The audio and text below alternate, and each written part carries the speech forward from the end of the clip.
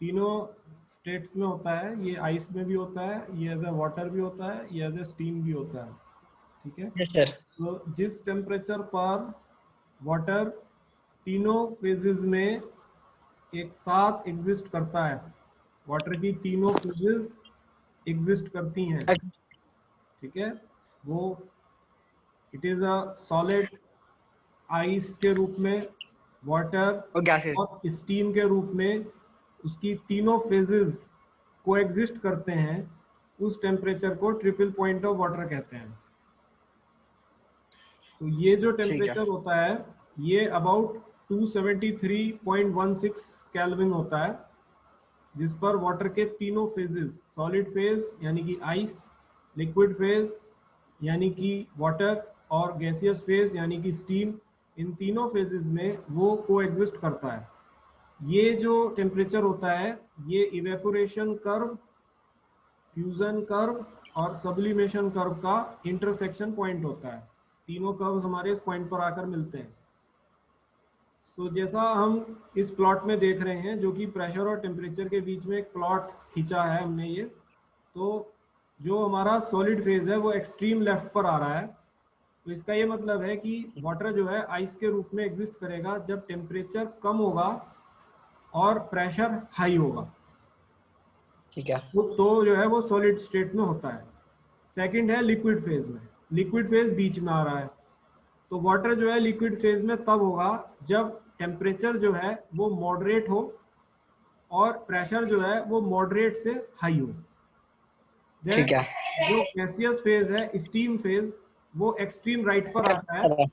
तो वाटर जो है स्टीम में टेम्परेचर तब होगा जब टेम्परेचर जब तक। हाई हो और जो प्रेशर है वो मॉडरेट से हाई हो, एट द ठीक है। Extreme right, right.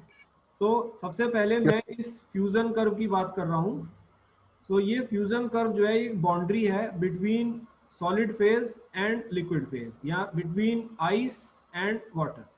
तो क्या होता है कि जब आइस जो है मेल्ट करती है वाटर में, तो आइस के कुछ मॉलिक्यूल्स जो हैं वो वाटर मॉलिक्यूल में कन्वर्ट हो जाते हैं। तो जब ठीक सफिशिएंट है। नंबर ऑफ मॉलिक्यूल्स आइस के वाटर मॉलिक्यूल्स में कन्वर्ट हो जाते हैं, तो फिर ऐसी स्थिति आती है कि वाटर के मॉलिक्यूल्स भी आइस में वापस फ्रीज होना शुरू हो जाते हैं।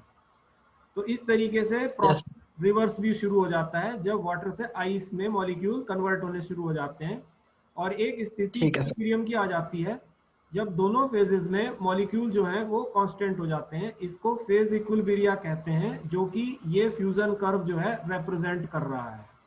इस फ्यूजन कर्व पर जितने भी प्रेशर और टेम्परेचर के डेटा पॉइंट्स हैं, प्रेशर और टेम्परेचर को हम बहुत सारे डेटा पॉइंट से जहां जहां भी मेजर कर रहे हैं, बहुत सारे पॉइंट्स हैं इस पर, तो उन सारे पॉइंट्स का अगर हम प्रेशर टेम्परेचर मेजर करें, तो ये वो प्रेशर टेम्परेचर के डेटा पॉइंट्स हैं जिन पर आइस और वाटर आपस में इक्विलिब्रियम पर होते हैं।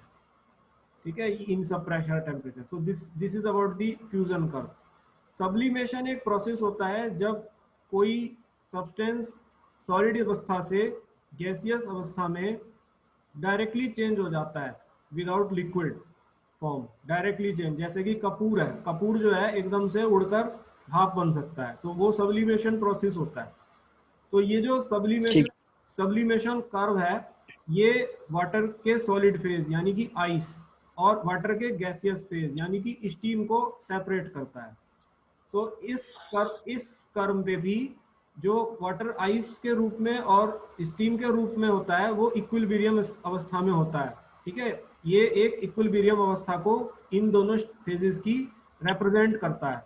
तो इस कर्व, ये कर्व जो है बहुत सारे डेटा पॉइंट्स का, प्रेशर टेम्परेचर के डेटा पॉइंट्स का लोकस है। जैसे आप देख रहे हैं इस कर्व ठीक। में बहुत सारे प्रेशर टेम्परेचर के डेटा पॉइंट्स को हम मान सकते हैं, उन सब का ये लोकस है। तो इन सब प्रेशर टेम्परेचर के डेटा पॉइंट्स पर जो आइस है और जो स्टीम है वो आपस में इक्विलिब्रियम पे होगी, इसका ये मतलब है। देन ठीक है। इवेपोरेशन कर्व आता है। इवेपोरेशन कर्व जो है वो वाटर को लिक्विड फेज में और स्टीम को गैसियस फेज में जो है उसको सेपरेट करता है, ये उनके बीच की बाउंड्री होता है।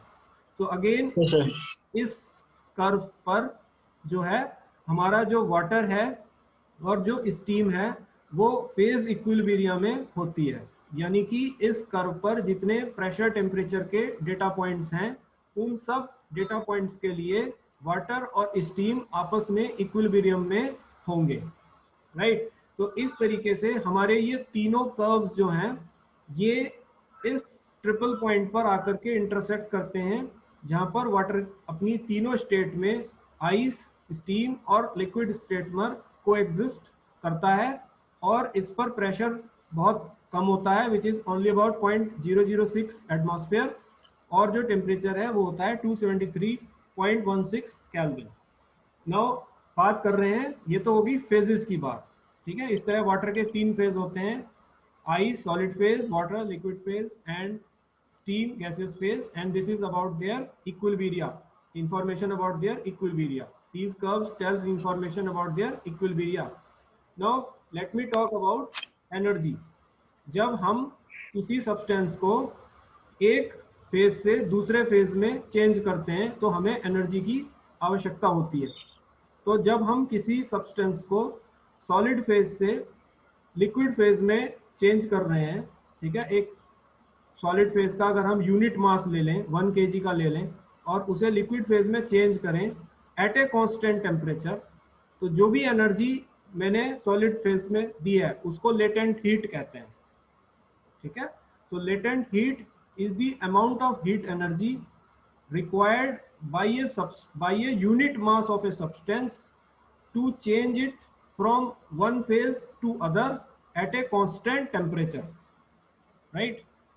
So it is the amount of heat energy required by a unit mass of substance to change it from one phase to other at a constant temperature. तो जब मैं 1 किलोग्राम आइस को जो कि सॉलिड फेज में है उसे water में चेंज करना चाहता हूं एट ए कांस्टेंट टेम्परेचर, तो जितनी भी हीट एनर्जी मैंने 1 किलोग्राम ऑफ आइस को दी उसे पानी में चेंज करने के लिए उसको लेटेंट हीट ऑफ फ्यूजन कहते हैं, latent heat of fusion, right. इसी तरह से अगर मुझे 1 किलोग्राम ऑफ आइस को स्टीम में चेंज करना है एट ए कांस्टेंट टेम्परेचर, तो जितना भी हीट एनर्जी मैंने उस 1 किलोग्राम ऑफ आइस को दिया to change it into steam, that is called as latent heat of sublimation. इसी तरह से जब मैंने 1 किलोग्राम ऑफ वाटर को स्टीम में चेंज करना है, तो जितना भी मैंने 1 किलोग्राम ऑफ वाटर को एनर्जी, हीट एनर्जी दिया, that is at a constant temperature, that is called as latent heat of vaporization. So in this way हम एक फेज से दूसरे फेज में किसी सब्सटेंस को चेंज कर सकते हैं by supplying the heat energy, और जितनी हीट एनर्जी उसके यूनिट मास को हम देते हैं फेज चेंज कराने के लिए एट ए कांस्टेंट टेम्परेचर, उसको लेटेंट हीट कहते हैं। तो यहाँ लेटेंट हीट 3 प्रकार की हो गई। जब हमने सॉलिड से लिक्विड में चेंज किया तो जितनी हीट सॉलिड ने ली, यूनिट मास ऑफ सॉलिड ने ली at a constant temperature, that is called as latent heat of fusion.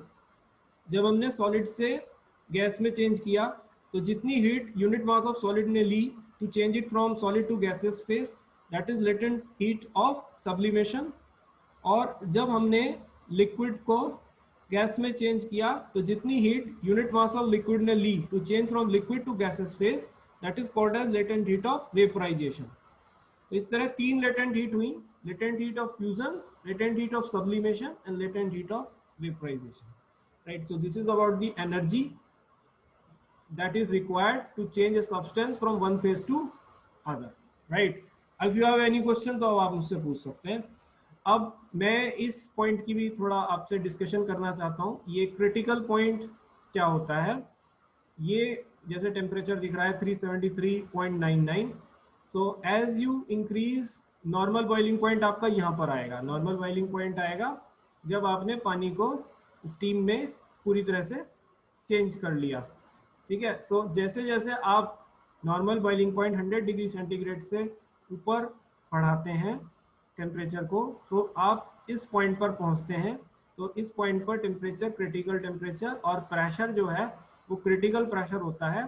इस पॉइंट पर सॉलिड, लिक्विड वाटर और स्टीम में कोई भी डिफरेंस नहीं होता है, दोनों जो है फ्लूइड अवस्था में होते हैं।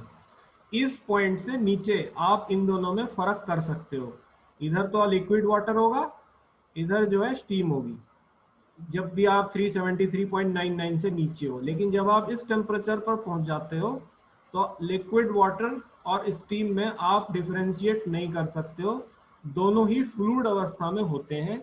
इसलिए इस पॉइंट की अहमियत है और इस तापमान को क्रिटिकल टेम्परेचर और इस प्रेशर को जिस पर ये अचीव होता है, ये अवस्था अचीव होती है, उसको क्रिटिकल प्रेशर कहते हैं।